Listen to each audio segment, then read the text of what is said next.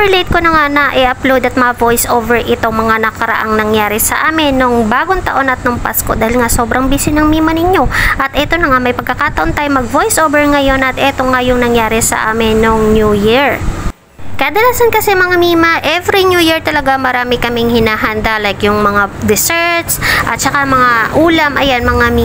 Pero this time, mga cravings lang po talaga namin ang hinanda namin, which is ang cravings po talaga namin is kaldereta, lumpia, pansit at spaghetti. So yan mga mi, at yung mga cravings namin sa mga desserts, hindi na po muna namin yan. Pinasantabi na po namin kasi nga mga mi, leche flan at ubi lang talaga ang gusto namin. So eto, bumili na lang po kami ng cake para kay Sanji dahil nga gustong-gusto niya talaga lagi. Every New Year mayroon kami ganitong mga cake. So hindi yan mawawala sa amin. So eto, gumawa na rin si ate dito ng salad para mapagsaluhan namin. Meron kami dito na ano yun, yung parang mocha cake, ayan, na nabili lang din namin. So eto, alas 12 na niya, nagsalo-salo na rin kami ni natin ni Risa since nandito kami sa Manila nag New Year. Kaya naman mga mimayan, salo-salo lang kami. Insert kay mama na si mama po ay nag New Year naman ay sa Mindoro dahil nga po hindi maiwan ang bahay namin, kaya naman hindi na rin siya sumama dito sa Manila. And ayun mga mima, nag New Year siya dun sa isa kong lola sa kamag-anak namin. So nandun si mama. And shoutout nga pala sa aming bunso na si Kel na kahit naman nasa California siya, tapos sa Pilipinas kami, aba may video call naman. Nagpuputukan na nito mga oras na ito. At ayan, lumabas nga kami habang kumakain nga ako, napalabas ako dahil nga syempre, twice ko na yatang nag New Year dito mga mima sa Manila. At unlike sa ate na talagang tayo rin ay nagpapaputok, dito nanonood lang po kami. So hindi po dito uso yung pagpapaputok like yung sa mga area, sa mga close area katulad nito, hindi po masyadong uso dito yung pagpapaputok na sobrang dami. Sa gitna lang talaga mga miyan, nagpapaputok sila. Pero pag nasa probinsya tayo mga mima, lahat ng bahay, aba naman, nagpapaputok. Pero mga mima kami talaga hindi. Nanonood lang kami every New Year. Masaya na kami na kumakain kami ng salo-salo. So, eto mga mi, yung paputok dito sa Manila, hindi ganon karami. Kasi may mga barangay rin mga mima dito na pinagbabawal ang paputok. Kaya mga mi, naiiwasan talaga ang aksidente. Kaya ito, nakikinood na lang kami at nandito kami sa 3rd floor. Kaya kitang-kita namin mga mima ang paputok na yan. So, fast forward tayo mga mima. Nandito kami ngayon sa MOA. Since nga first day ngayon na 2025, syempre namasyal na rin muna kami bago nga kami umuwi ng Mindoro. So, ayan mga mima, dahil may pasok na nga si Sanji, kailangan na rin namin umuwi na Mindoro. Kasi nga nagbakasyon lang din po ang Sanji dito sa Manila. And then mga mi, marami na rin kaming mga ginawa dito kasi syempre dito rin po nagpapapalit ng salamin si Sanji dahil nga nung Pasko nasira nga po yung salamin niya, hindi inaasahang pagkakataon nasira ang salamin niya, kaya naman nakapagpapalit kami ng wala sa oras mga mi.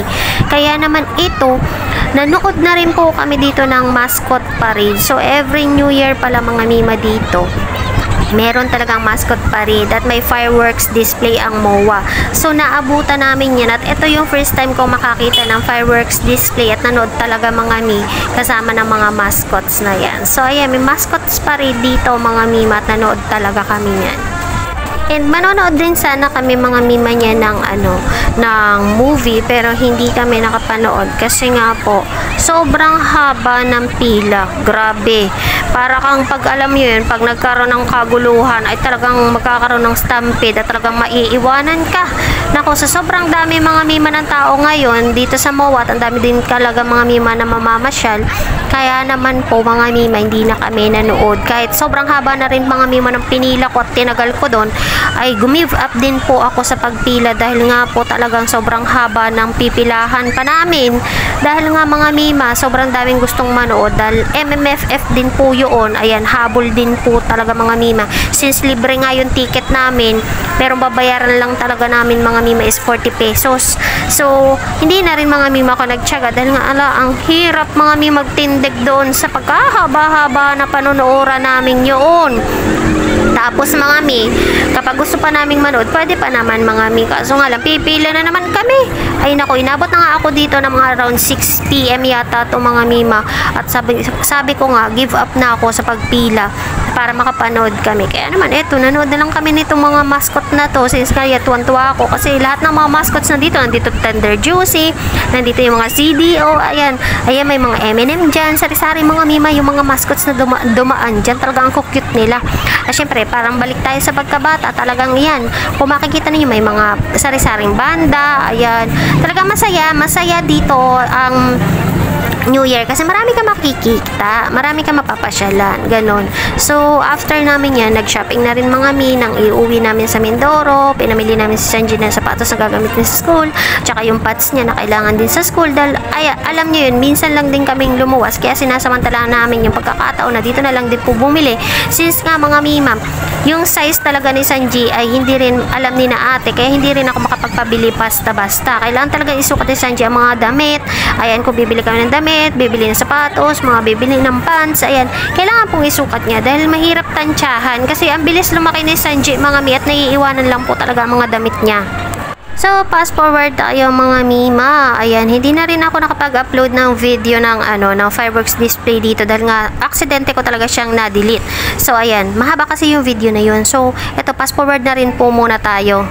So, ayan mga mima, pinakita ko dyan yung kape kong nabili. So, yes po, kape kong nabili. Nung pauwi nga kami ng Mindoro habang nagbabiyahe kami, gusto ko magkape kasi nga sobrang aga kami sinundo ng van namin na sinakyan. So, naka-door to door talaga kami mga mima every time na kami umuwi at lumuluwas ng Mindoro dahil nga po para convenient po yung aking pagbabiyahe. Hindi na ako magbibitbit kasi nga may mga bitbit din po kaming gamit.